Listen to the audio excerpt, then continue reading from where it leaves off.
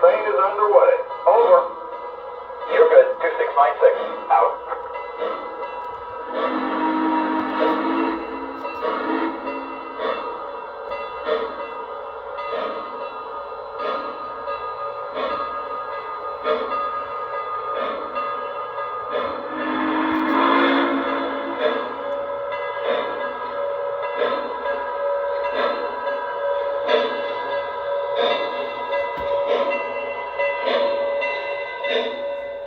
Hey everyone, it's Matt here again. Hope everybody's doing good out there. Welcome back to the channel. It's October 2022, and you know what that means. York is upon us, or at least the month of the biggest train show of the year is coming up. There's a lot of fun stuff that's coming up on social media. There's that I'm going to get to a little bit in this video, as far as some special events that will happen leading up to the show, as well as an event that's going to be at the show. But we're here to get into a locomotive that has been eluding me since I was a young kid, and it's that one engine that got away that I finally acquired years and years later. But I just wanted to quickly go over a few things here. This is from a newest acquisition for the collection, and there's been a whole lot of other engines. And before making this video, I was debating trying to just showcase every single engine in one video. And last time I did that, that video went a little too long than I originally anticipated. So I'm trying to figure out ways on how I can showcase to you guys some of my newest acquisitions. And I probably still will do that in a future video. But we're not talking about that today. We're talking about this. So some of you guys know, or you saw my vlog for York last year, this engine was there, and it was owned by my good friend Johnny, or Anonymous here on YouTube. And that was the first time I got to see this type of engine in person, just any Legacy Burke in person, period. Here at my local club, the Nassau Lionel Operating Engineers, I have a ton of buddies here in the club that are very well equipped with various engines, but nobody seems to show or run Legacy Burkes, especially this one. This is a Generation 1 Berkshire that I cannot be more excited to talk about. And it's an engine that actually is a little more interesting than you would think. So let's talk about it. So when I said that this is a unique engine, what's so unique about it? Well, first of all, Burkes are really cool. I mean, I think a lot of people will agree that they're very unique steam engines, and they're quite popular thanks to a certain Polar Express film that came out X amount of years ago. But seriously, these are really awesome engines. You know, I got a chance last year, if you guys remember, I got to see 765 at the Cuyahoga Valley Railroad Park. And let me tell you, that was such a fun time. That was the first time I actually got to meet up with some of my other YouTube buddies here. You know, I got to see Johnny and Tim of Tim's Trains and various other content creators, and you know, that was one of the highlights of that entire weekend. And getting to see an icon of the rails, really. You know, 765 is very well-known steam engine, as well as 1225. And just the Burkes in general are just such a unique steam engine that are so well equipped. And if you actually want to, I recommend checking out my friend Sid over at Sid's Trains. He just uploaded a recent video talking specifically about Burkes and why they're some of the most unique, if not one of the best overall steam engines that were ever built, and built in real life and in model railroading, because this is such an iconic wheel configuration, and such an iconic overall steam engine, and just really, I would say this is an upgrade to a Hudson, and that's coming a lot from a New Yorker. You know, when you hear me talking about steam engines here in New York, we always consider the Hudson the best, and then there's the K4 and various other steam engines that are also very popular. But to me, the Burke is just such a well-equipped steam engine. It is something that you could use for freight, something you could use for passenger. You can just do a lot of fun things with this engine. You just can't go wrong. But this is a special kind of Burke that doesn't actually get talked about too much, believe it or not. I'm not the only one who has filmed this. Johnny has filmed this engine. Zach, or Joker of Joker's Trains, he was probably the most recent guy to discuss this particular engine. But for me, this is my first time having a crack at getting to talk about this specific steam engine. So this was a Generation 1 Legacy Berk that was a part of the entire first run that they did with Legacy-equipped control and sounds in these engines. This is not the first time Lionel has done a C&O Berk, and quite honestly, they've done quite a few leading up to this model specifically. But what makes this engine so unique and different was the only way you were able to get this engine specifically was if you bought it through a set, and not just any kind of set. This was probably the most bang for your buck deal at the time when this was available. Now, granted, $3,000 for a train set is very expensive, but in retrospect, when you think about trains now, sometimes certain engines like Vision Line engines or more unique Legacy or MTH engines, they'll probably still go for around, upwards to $3,000 or some crazy number like that. But this engine came in the Empire Builder set. Now, Lionel offered the Empire Builder sets a couple times.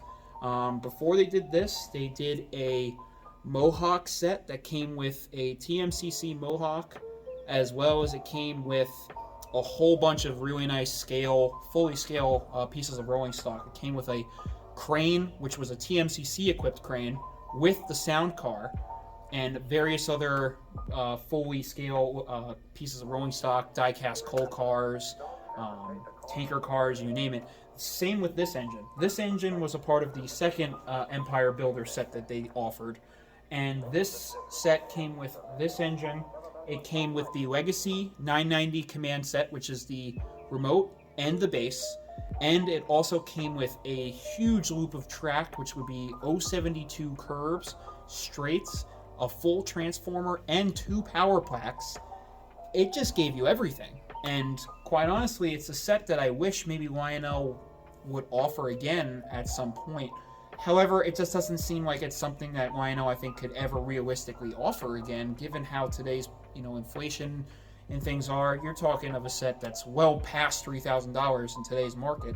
But at the time, this actually was an engine that was probably slept on. The set, if you were an experienced modeler, which by that point, in the late 2000s and heading into the 2010s, there's been plenty of guys who are more of a serious modeler. They probably looked over this, and when they saw the Legacy Berks, they were looking at the other engines that were offered. So there was 765, 1225, and a few other road names that were offered in this engine class. But 2696 was only offered in that set. Now, what makes this engine so unique, and what makes actually all the first generation Berks so different and so unique, is the fact that these had road-specific crew talk, which honestly, in today's day and age, when I originally say that, you'd say, well, Matt, that's an engine. I mean, that is something that's kind of standard on a lot of engines. But in actuality, recently, the only way you're going to get road-specific crew talk is if you buy a brass hybrid or if you buy a black box from Lionel. So having a standard release engine with road-specific crew talk is actually kind of a rarity these days.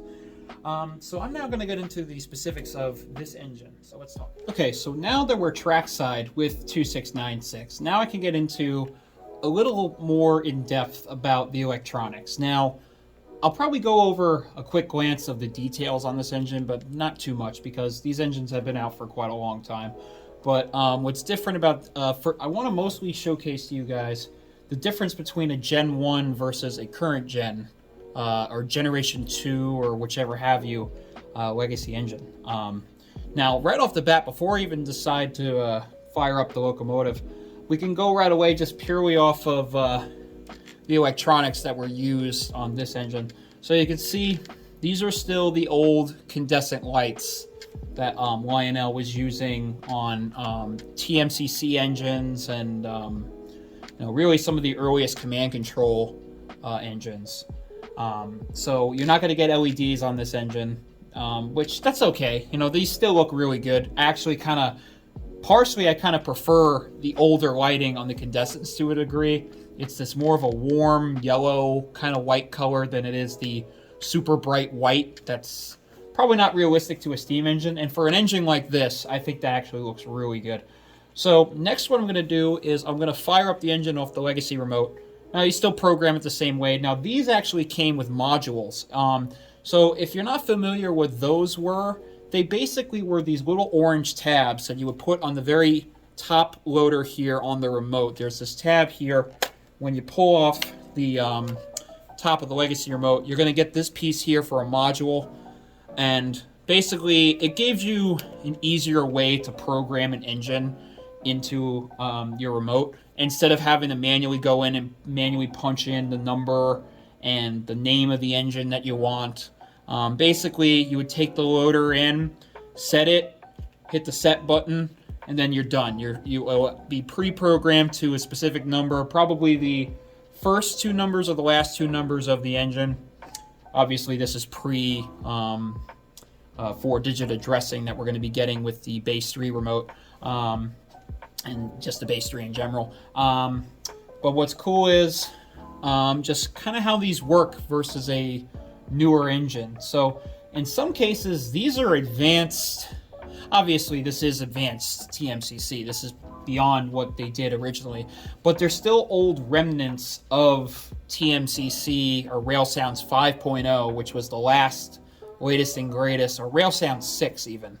But let's get into when you fire this engine up. So to start, when you want to do the regular startup for an engine, when I go to hit the power or startup button, the engine's just going to come straight on. It's not going to have crew talk saying, you know, the tower telling the engineer to fire up the engine and all that. The sounds are just going to come straight on. So the next thing to point out when the engine is on, there is a fan-driven smoke unit in these engines. However, this was before they designed it to have the fan-driven smoke unit constantly stay on, where it just plumes out and idle like you would on any real steam engine or just any standard legacy engine today. So the only way you would get the fan-driven smoke to work is if, you know, you move the engine forward here, you'll get the chuff right away, and, you know, you would be good to go. Well, now I just kind of want to briefly go over the sounds. And let me tell you, the sounds on this engine specifically versus some of the other Berks is awesome. So as I mentioned before, this engine has road-specific crew talk.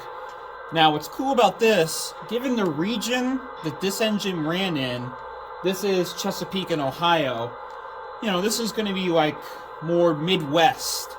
And this is honestly one of the main reasons I bought this engine. This is 2696. These cars are ready. Can I pull? Over. 2696. You are good to go. Over. 2696. Cleared outbound. Out. I mean, you could see my smile right now. Like, I don't know. This, again, when I said that this is an engine I wanted for a long time, I really meant it. This engine came out when I was mostly in middle school by that point. You know, I wasn't making any kind of money. And there was another YouTuber on here that showed this engine when that engine was brand new. And I was so giddy over this thing growing up. So to finally hear this engine sounds in front of me, it's so awesome. I'll play a couple more little here. There's not too much, believe it or not. It's actually kind of more bare bones how this engine sounds. So I'll do some of the tower comm. 2696. You are all clear. Over. 2696. Cleared outbound. Out. 2696. You are all clear. Over. So sometimes this is what I was talking about here. I'm good to go. Out. This is what I'm talking about here. This is kind of still like the remnants of TMCC Rail Sounds 5. It's got only a handful of cues. It's not more dynamic or has a lot more going on than some of the newer legacy engines out there. It's very straightforward, but it works. It's still really cool to hear regardless. This is These cars are ready. Can I pull? See, Over. playing a similar one again. 2696, you are all clear. Over. And when you move the engine, it will do other stuff. 2696, So I'm you'll good see. to go. Out. When the engine's moving, you'll hear, and you'll see when I start running the locomotive later in the video, you'll hear some of the other more interesting crew talk when the engine's moving. So you'll hear a voice line along the lines of him, the engineer, asking about track maintenance and stuff like that, if it's clear on the line and stuff like that, but it's awesome. Then you have a few other options here. You have the blow down.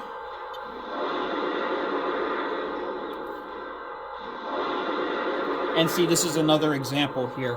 When you hold it down, it's not going to fully play. So it's not going to be like when you do it on a newer engine where you can play it till your heart's content. It will do it briefly, and then that's it. And then it also has an air release sound that I think is really cool. You hear this on almost every steam engine. And this is a feature, this is a sound you actually don't hear too often these days.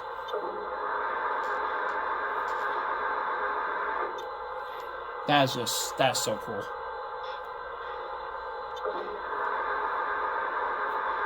But besides that, here's the bell. Love it. Absolutely love it. Very simple.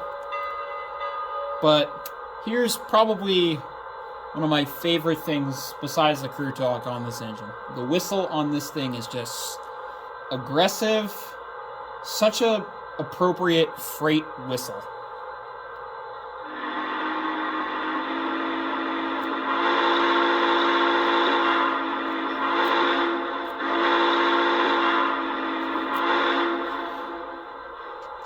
Takes my breath away every time.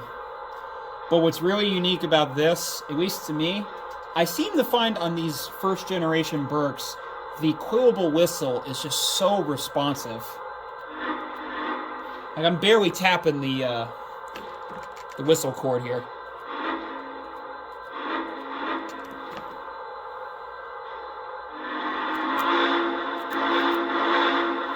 Just such a really unique sound set they put on this thing. So real quick, I will now let you guys hear the chuff on this thing as well.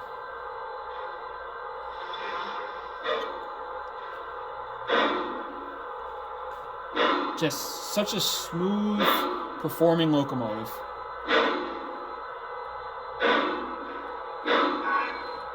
And then there's the brake squealing on the engine, which is also a really welcome feature. So I really hope this gave you guys a really good idea as far as how legacy engines were 10, 12 years ago to how they are right now. And it's actually kind of amazing the kind of tech that has evolved with Lionel over the years. But this is still a really amazing engine, and it's certainly a looker, and it's definitely one of the most unique sounding Berks I think you'll find out there.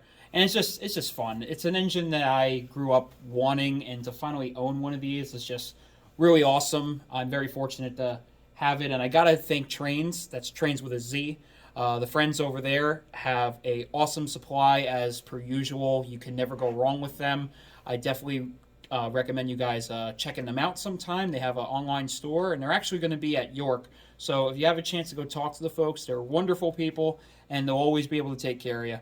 But that being said, I'm going to send you guys off to get some nice running shots of this engine, and stick around for the end of the running session because I got a couple announcements I'd like to make. 2696 here. Track clear. Over. 2696, you are all clear. Over. I copy that. All clear ahead. 2696 out.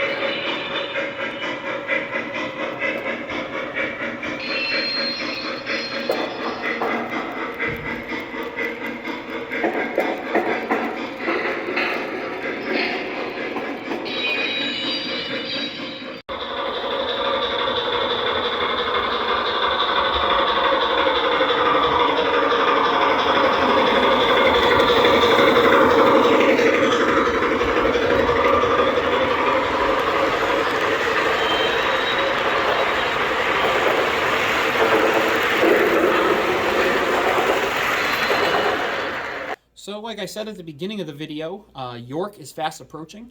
The 20th, 21st, and 22nd of this year, I will be at all 3 days of the York TCA show. And if you guys haven't been there, you're really missing out. It's a really fun time. You get to see a whole bunch of trains and have a chance to see some engines you might have been looking for and never had a chance to buy. And it's also a great chance to meet a bunch of your favorite content creators. I'll be there, of course, so if you see me walking around with the Matty C Trains logo, stop by and say hello. I'll be more than willing to talk to you guys. I'm looking forward to meeting some of the folks out there. And you also get a chance to see a whole bunch of other content creators. So a whole bunch of friends of mine will be there. You'll have RBP Trains, you have Jason's O-Gauge Trains, you'll have RJ, you'll have Sid, you'll have Audimus, you'll have West Chicago Model Railroad, who are going to be having a Matt and Matt O-Scale Trains podcast booth. Yes, they're going to be there at the Trains booth. So if you're there, make sure to stop and say hello, get a couple stickers, and talk with the guys from one of the best podcasts around. Also, there's going to be a special social media mixer that Jason and RBP Trains and Norm Charbonneau of Norm's Trains and Eric Siegel from the Eric's Trains YouTube channel will be hosting a special event on Saturday, the last day of the show, and you'll get a chance to see pretty much everybody in the YouTube community and just the model railroading social media side of things. It's going to be a lot of fun.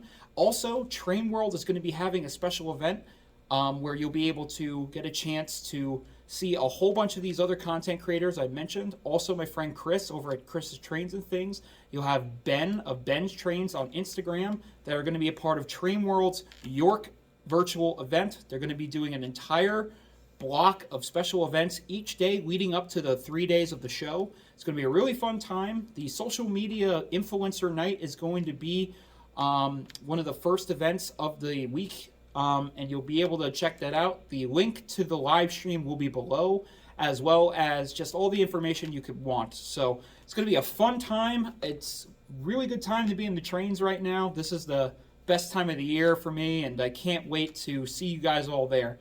With that being said, thanks again for watching and checking out this review of this awesome locomotive. And stay safe out there. I'm Matty C. Take care, and I'll see you in the next one.